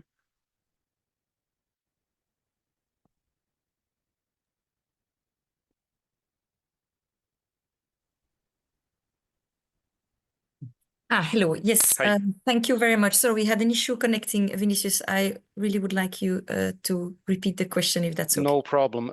So the question is there a restriction for the number of CET topics under which one organization can apply either as a beneficiary or a coordinator? So of course, applicants can submit various proposals under various topics. There is no limit as such, but of course we strongly encourage people to do what's manageable for them. As mentioned, competition is quite fierce, so make sure you have not just a good proposal, but an excellent proposal. And of course, if you submit numerous excellent proposals, bear in mind you'll have to implement them, and you'll have to have the resources to do that. But so as such, no, there is no limit. I hope this answers the question. Definitely. And please don't go too far, as we have a second question. I think it's also directed to you concerning the Part D template. So the question is, can the participants modify the width of the tables and columns, for example, in the description of the work packages? So the idea is really to respect the template for reasons of equal treatment. So definitely, if they don't play with that too much and they respect the margins and the fonts, things are fine. We are fully aware that the template is not always that practical, but as long as these elements are respected, things are fine. So don't play with margins, don't play with fonts. Of course, if a column is presented with, a table is presented with various columns, all the columns should be there. But in case indeed your left column should be a bit broader, wider, and the other can be a bit smaller, I think these type of things should be fine. But be quite cautious on that. And as I said as well, please keep the instructions as is mentioned at the very beginning of the document. Thanks very much, Zoe. Clear message here. Then we have another question on the top related to guidance on lobbying. Maybe I invite our head of unit, Hans, to help us with that one. So the question is, under the new guidance on lobbying of projects funded by the EU, where do you see the limits for events with policymakers? Will events with parliaments and administrations still be possible? Or what are the criteria we have to respect? Yeah, thanks very much, Vinicius, for that question. I see that there's quite an interest and quite a number of questions on the new guidance. The new guidance was briefly presented by my colleague in the introductory session of the Info Days on Tuesday. Indeed, the guidance of the EU is not directed at all activities, but specifically at activities towards the EU institutions. So there are no restrictions with regard to events that you do at national level or with national parliament. This is really up to you. However, when it comes to organizing project events where you would invite EU institutions to take part, that is obviously not a constraint, and many of the project activities that or projects that deal with the policy context of the clean energy transition and more widely with the European Green Deal. So I mean, it is very important for your projects to be able to feed back your project results also to policymakers. But what the guidance really clearly states, these should not be targeted at specific institutions or members of parliament, or be presented as lobbying activities in a specific policy context. So this would be activities that we would be doing outside the project realm, as part maybe of your representations in Brussels, but they should not be seen as something that the project is requiring you to do. Okay, Hans. But I recommend applicants to read carefully the guidance so that they make sure that they can reflect this in drafting the proposals. Okay, that's clear. Thank you very much, Hans. We can go to the next question then. How can I be a member of the consortium or to know which consortia are forming? Maybe I can start with that one. If you haven't noticed, there is on the website of this very Info Day, where we are hosting this session, there's also a matchmaking platform that we encourage you to check there as well, to see and see the possibilities there and the partners available, and even you can schedule one-to-one meetings with potential applicants there as well. On top of that, well, I think our speakers also introduce a few events where typically our projects finance from previous years typically present as well. So it's an opportunity for you to get to know partners involved in existing consortiums that you can perhaps take the chance, if possible, to introduce yourself or introduce your idea. and talk to them. And there is also, on top of these EU Info Day, there are also sometimes national Info Days organized in the several EU countries, organized by the national contact points, which is also a way for you to, well, if possible, to participate in a national Info Day, but also to get in touch with the national contact points who may know of ideas popping up, and also that could potentially suggest partners that could be involved in your idea for consortium. Any speaker that would like to complement that? Otherwise, I can move to the next question. Okay. I think that was clear. So we move to the next one. Can a municipality apply with its municipal heat plan aiming to transfer the district heating, geothermal, and other renewable energy sources? So more of a topic-specific questions. I can take it if you want. Yes, please, Maria, go ahead. Yes, thanks for the question. I mean, it's difficult.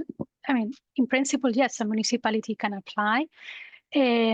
However, I mean, I would suggest to look carefully at the call topics and also to follow the specific topic presentations to understand what is required in each of the topics. So yes, in principle, a municipality can apply.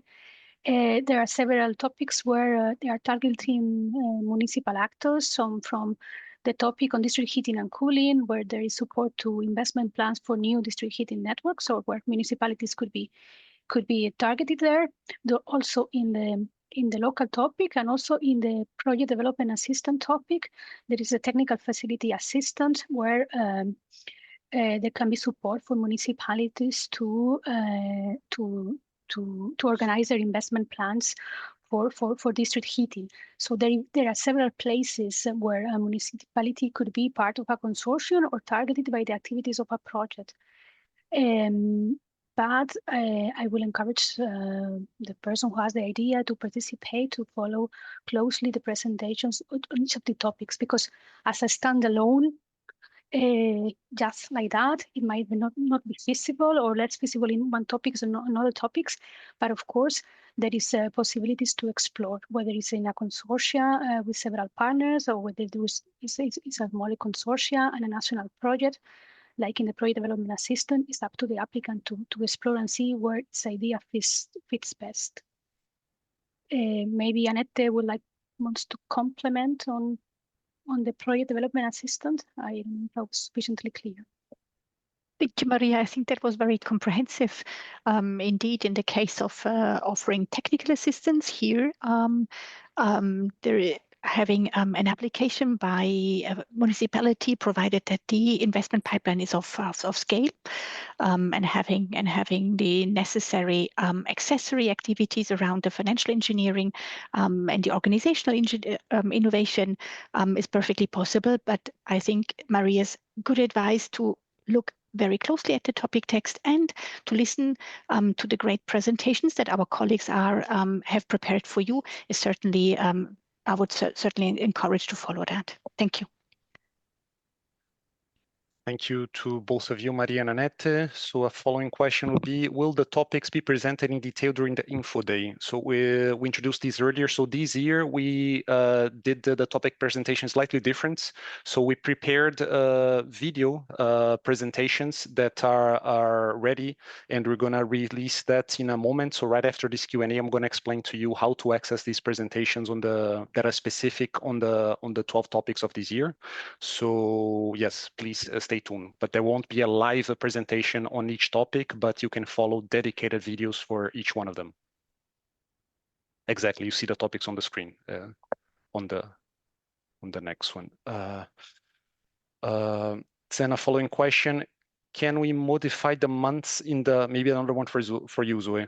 Can we modify the months in the Gantt chart and the columns to avoid having a long table? I guess the main message was not to change too much the template, right? Exactly. And you will see when looking at the template of part B that there are various templates for the timeline, the Gantt chart, based on the duration of your project. I mean, I don't want to enter into practical details here, but up to 2 years, you have a certain template to respect, which is then per month. If it's longer than that, it will be per trimester. So you will see it shouldn't be that long, but of course it needs to be a good overview. And yeah, you have to put yourself in the shoes of the evaluator. Will they understand what is meant and what will take place in each month or each period? So, but you have 2 templates there. So yeah, make sure you respect it, and of course that the result is easily readable. Thank you, Zoe. Clear answer there. Then a following question here related to the co-funding rate. So is co-financing provided? What are the terms of co-financing? I guess we presented earlier that, well, for this call, we have the general 95% co-funding rate, but as I understand the questions, I guess it's related to the remaining 5%, right? I can answer, Vinicius, if you want. Please, Maria, go ahead. If I understand well the question, I mean, yes, we provide 95% of the funding. For the 5%, it's up to the consortium to find it, but we will not check where this is coming from. So there is no, you don't have to justify the 5% co-financing. But indeed, we don't pay the 100% of the project costs. Exactly. So we provided 95% of the total cost of the project. But another question, just to say, there was a financial presentation on the first day of the Info Day, on the Tuesday, from our financial colleagues with a full detailed packet of slides on all the financial issues that you have to take into account for preparing a proposal and then for implementing financially a project. So these presentations will be also on the website, available for everybody to watch and see. So I encourage also you to follow them, because most of the questions that you have on financial issues will be answered by this presentation from our financial colleagues. So we didn't have a financial presentation for LiveSet this year in this morning Info Day, because this has already been presented for everybody on Tuesday. That's right, Maria. Very good reminder there. So we do. So if you didn't attend the presentations from Tuesday, particularly in this case the financial elements presentation, you have the chance to follow the presentations as they were recorded and also to check the presentations there. So there was a general financial elements presentation that applied to all LIFE programs, including the sub-program on the clean energy transition. Another question on template, Zoe. Does the font in pictures also have to be minimum Arial 10? I guess they have to be readable, right? Exactly. So yes, please use common sense as well. I mean, if you mean by the font of a picture, this is a picture of the pilot where we will be working, that's something fine. But if it's a way to circumvent the font, the minimum font, and that you start putting all the text in pictures in Arial 8, of course, that's not going to work. So again, put yourself in the shoes of the evaluator and use common sense as well. One thing is a sentence. The other thing is that you start putting huge sections in there as well. But again, I mean, it's interesting that you start being cautious about that. It's true, we have to be strict. I'm very sorry for reasons of equal treatment, which are quite normal, I think. Thank you, Zoe. Then a following question is, so CET usually requires international consortium, but then aims at regional national projects. What is the logic, or perhaps what is the value of having, well, in our case, generally the rule is 3 different partners from 3 different countries. Yes. I can start, Please, Annette, if you wish. Yes, thank you very much. Thank you for the question. So indeed, clean energy transition for the majority of the topics requires a minimum of 3 of the participation of partners from 3 eligible countries. Now, the logic is that in implementing their projects, they really seek international collaboration. Usually what we see in the projects from our experience is that really partners team up from different regions, different countries, probably also in many cases with a different regional context, different level of advancement. The opportunity here really is that they have a joint journey, they share experiences, they share practices, learning from each other, and basically cross-fertilizing their experiences in order to have a move ahead and acceleration on their agendas. Maybe to say that in most of the projects which have this requirement on having a minimum of 3 countries, actually, in reality, the average is actually higher. So obviously, many project teams, they do see high value also in complementary to their regional or national funding to use the opportunity of LifeSet to work across border. So really, it seemed to be very positive from many project teams. Let me just also highlight that there are specific topics indeed where the territorial context and the territorial engagement is so centric to the work, such as in the setting up of home renovation one-stop shops or the running of large investments pipelines under the project development assistance, so the technical assistance, for example, or the national platforms for construction skills. Here, it is actually allowed to work from one territory, from one member state. So please pay good attention to those requirements. But the logic is that, and the experience so far has been throughout the whole of the Life Clean Energy Transition Program extremely positive on this cross-border collaboration. I see it, my colleague Maria, whether you would like to add a notion here. No, I think Annette, everything was very clear. So yes, no, nothing to add from my side. Thank you, Annette.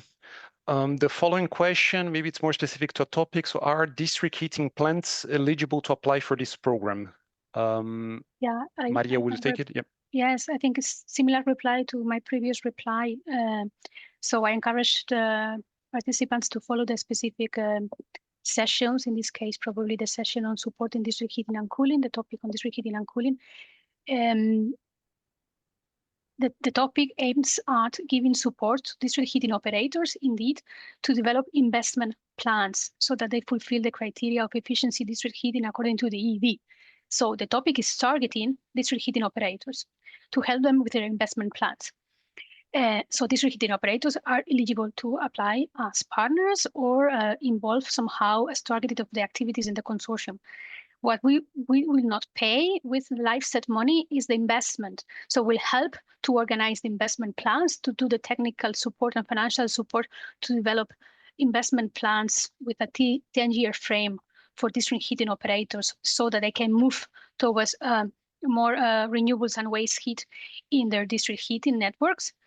But we will not pay for the investment per se. So we will not pay for the infrastructure. Yeah, that's all from my side. Thank you, Maria. It was a clear answer there. So a following question, and just before we take it, just to inform you that we might take just 2 more as we're getting close to the end of the session. So maybe this one, are the grants also meant for singular entities? So in the case of the participant, he or she works with a large pharmaceutical that is in a path to improve sustainability. Is this a topic that usually would go under this program? Maybe I can give a quick start. So I think what needs to be clear is that Life Clean Energy Transition does not indeed finance equipment. So in case there is the motivation to actually cover large parts of the actual infrastructure investment within the scope of the program, that will not be compatible with the way that the program works. Very clearly, at least the Life Clean Energy Transition Program. In case the ambition is to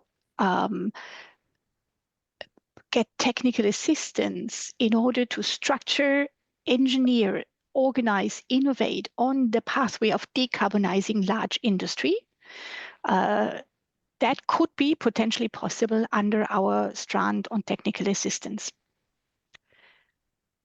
This is so far as how I can read the question and hopefully give in part a suitable response.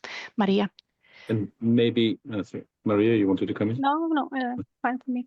Maybe just to complement what Annette had said, and I think was emphasized throughout this morning, is that the clean energy transition is really a program that supports the exchange of experience, exchange of innovation across member states. So it is not normally, with the exception of a few topics, focused on single entities.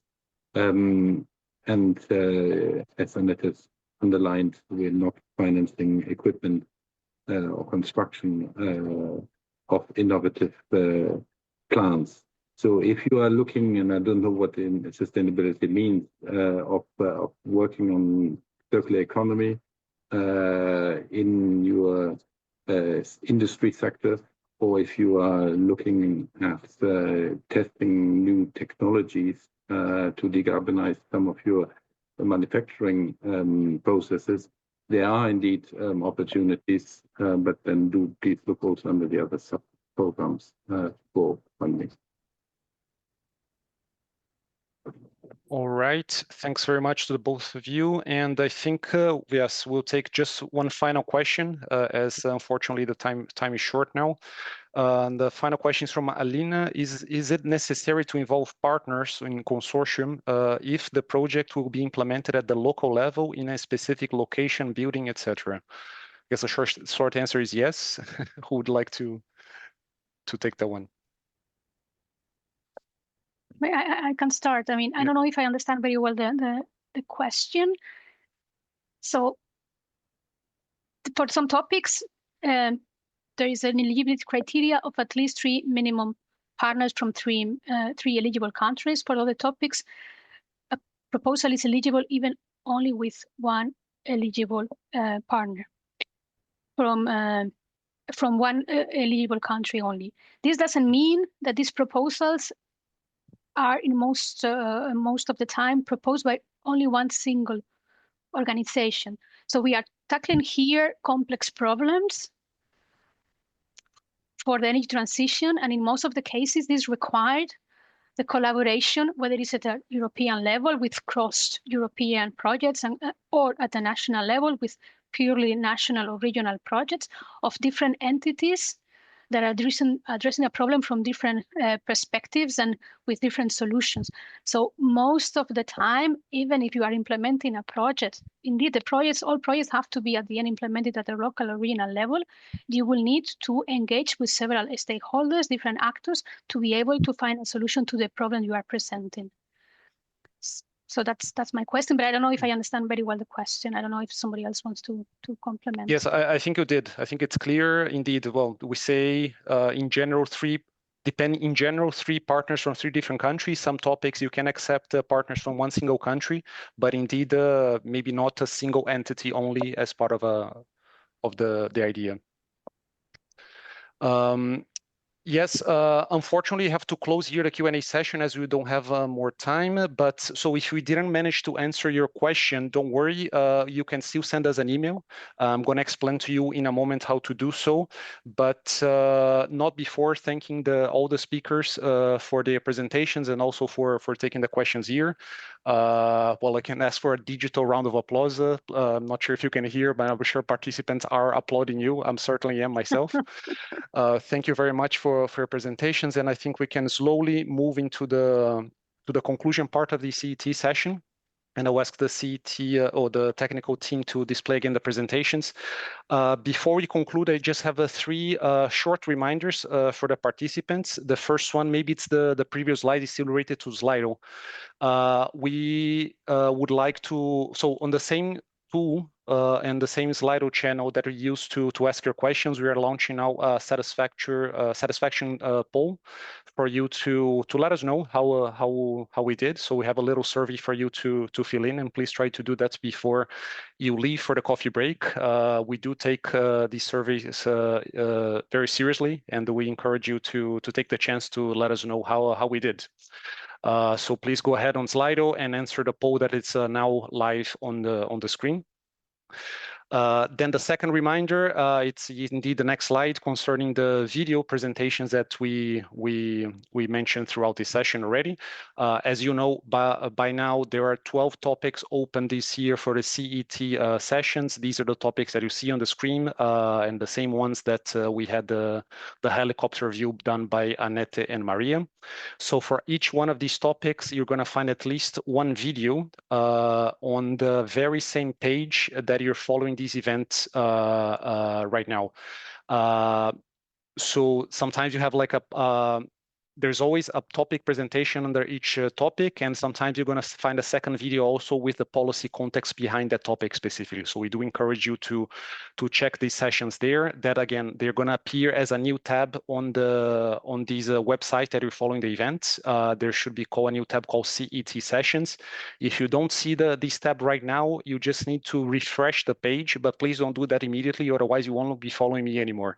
So as soon as I close this session and release you to the coffee break, please refresh the website, and you should be able to see a tab with the CET sessions and the dedicated videos under each topic. We also have the networking opportunities on this matchmaking platform also on the website. So to answer a bit some of the questions we had on Slido, if you have a project idea, or if you're looking for a partner to join your idea, please make sure that you use this matchmaking platform on the same platform you're following these events to network and exchange ideas, and hopefully you find the partner that you're looking for your proposal. And then I think in the next slide we have the final reminder on which is basically how you can ask questions. So as I said, the CET videos are going to be displayed right now from the second you refresh these websites, or you go directly on the link you see on the screen on your left. And then, of course, if we didn't manage to answer your questions during the CET sessions, we encourage you to send us an email to the email address you see on the right side of your screen, cinea-life-cet@ec.europa.eu. And then we will be happy to take your questions from that email. And that will be the conclusion for the CET sessions this morning. There will be now a coffee break, and the program will continue from 11:30 on with our colleagues from the other life programs, and I will leave you in the very good hands of my colleague Eva Paparati, who will continue the program for today. But right now, this is the end of the session dedicated to the clean energy transition, and that's my hint to thank you very much for the participation, and we look forward to receiving your questions and eventually your proposals under the call LifeSet 2025. Thank you very much for joining us, and now you can watch the videos if you want and enjoy your coffee break until 11:30. Thank you very much.